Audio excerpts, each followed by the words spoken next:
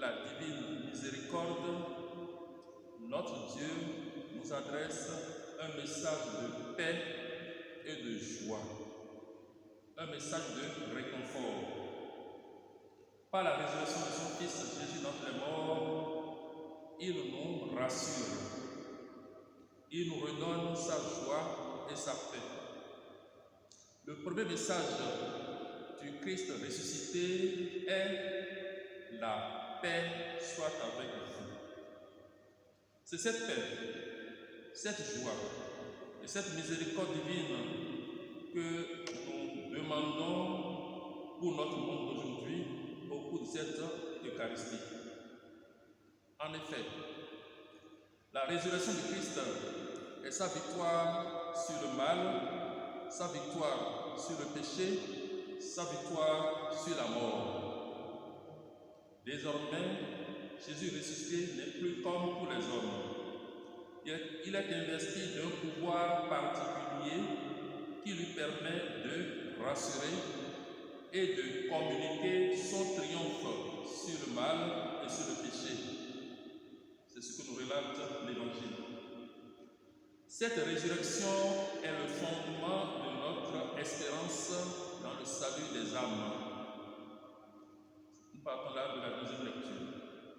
Les premiers chrétiens ont vécu une expérience nouvelle par le témoignage de leur foi, de leur espérance et de leur charité. Dès le début, en effet, les premiers chrétiens ont compris qu'il leur fallait se convertir, changer de vie et croire à la bonne nouvelle de Jésus-Christ. Les règles habituelles de vie en société ont été transformées en mode de vie communautaire. Ils ne formaient qu'un seul cœur et qu'une seule âme. C'est une communauté qui essaye désormais de vivre la ferveur liturgique et la fraternité. La plupart de ces premiers chrétiens de Jérusalem sont des étrangers à la ville, membres de la diaspora, pauvres, sans domicile ou foyer.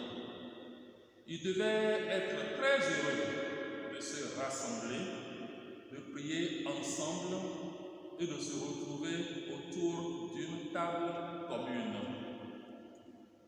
Dans notre situation actuelle, depuis des mois, vivre ensemble en assemblée de fidèles nous manque énormément et nous en souffrons tous, mais non sans espoir.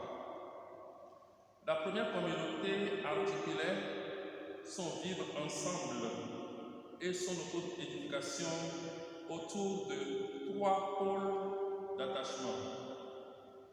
D'abord, l'attachement à l'enseignement des apôtres, qui était une sorte de catéchèse, leur permettant de mieux connaître le Christ et ce qu'il a laissé comme message à ses disciples. Deuxième attachement, la mise en pratique de la loi d'amour dans une communion fraternelle.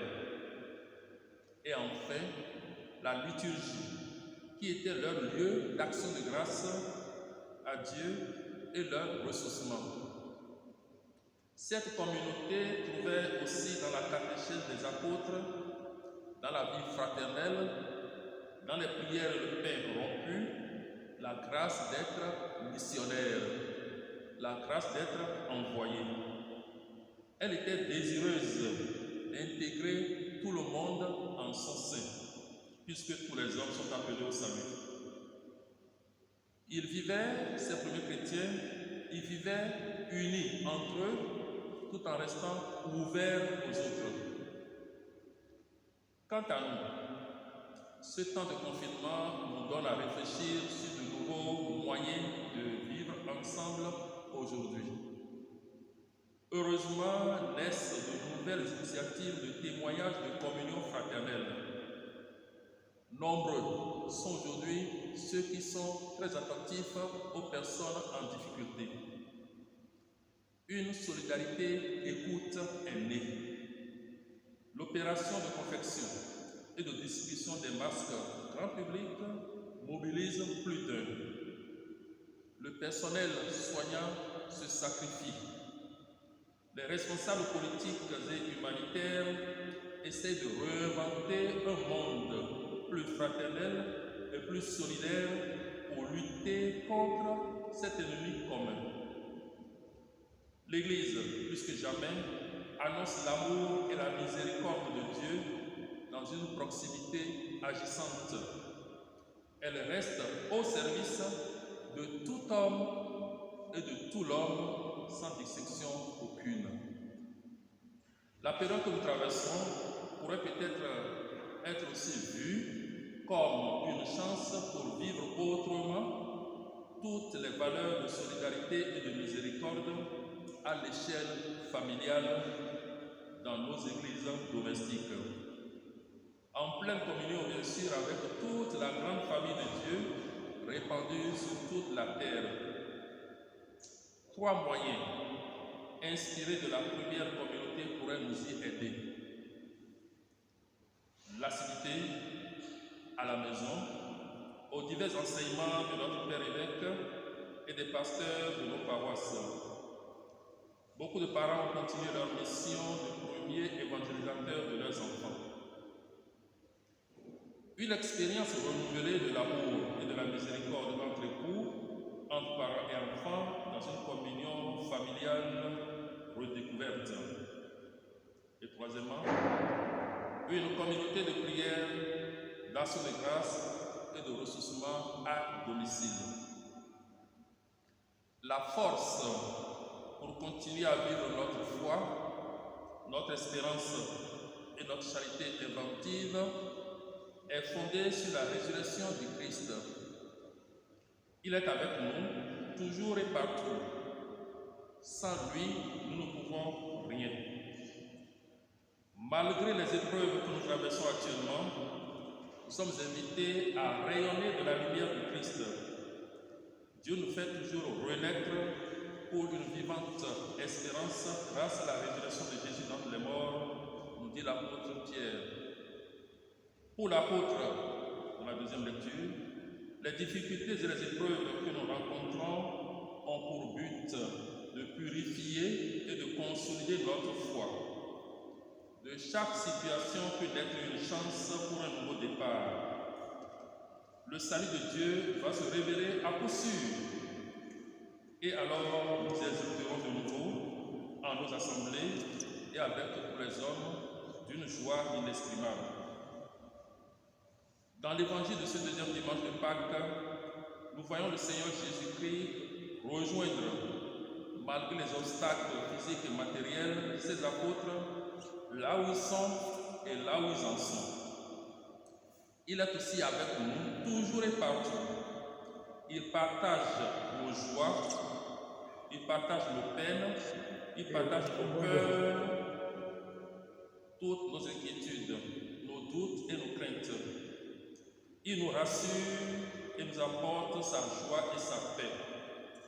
Il nous donne le pouvoir de transmettre son pardon. Il nous communique le pouvoir de son triomphe sur le mal, sur le péché, sur la maladie et sur la mort. Il nous donne son esprit. Il inspire toutes nos recherches de solutions efficaces pour une sortie rapide de crise.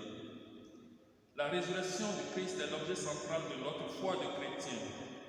Elle inspire un nouveau départ dans notre histoire humaine. Dans chaque situation, dans chaque circonstance de la vie humaine, on peut toujours saisir une chance pour repartir. Ni la maladie, ni la mort ne sont le dernier mot de notre histoire humaine. Notre vie est marquée par la grâce de la résurrection du Christ. À nous d'être optimistes. La responsabilité de chacun de nous compte pour les chances d'une nouvelle vie de tous dans la paix et dans la joie donnée par le Christ ressuscité. En ce deuxième dimanche de la divine miséricorde, disons avec Sainte Faustine, Jésus, j'ai confiance en toi. Bon dimanche de la divine miséricorde à vous tous. Amen. Amen.